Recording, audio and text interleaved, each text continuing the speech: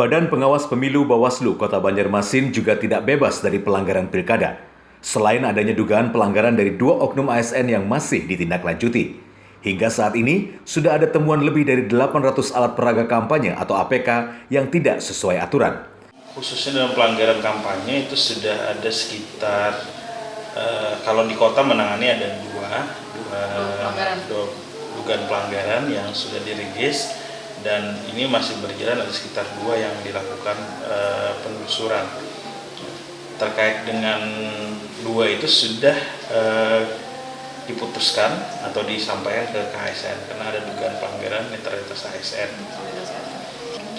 Dalam hal kampanye ini tentunya yang paling banyak adalah alat peraga kampanye. Nah, ini sudah dilakukan prosesnya di kecamatan. Nah, jadi kecamatan sudah melakukan menginventarisir semua alat peraga kampanye, kemudian yang diduga melanggar langsung dilakukan proses penanganan pelanggaran dan disampaikan rekomendasinya ke KPU. Nah, itu ada sekitar 800 lebih alat peraga kampanye yang per Oktober kemarin. Selain itu, ada 1 laporan dugaan pelanggaran kampanye yang disampaikan oleh Serikat Buruh. Namun karena tidak terpenuhinya syarat-syarat formil dan material, maka aduan tersebut tidak dapat diproses lebih lanjut. Rianita dan Aziz, Kalsel 1 Net, Banjarmasin.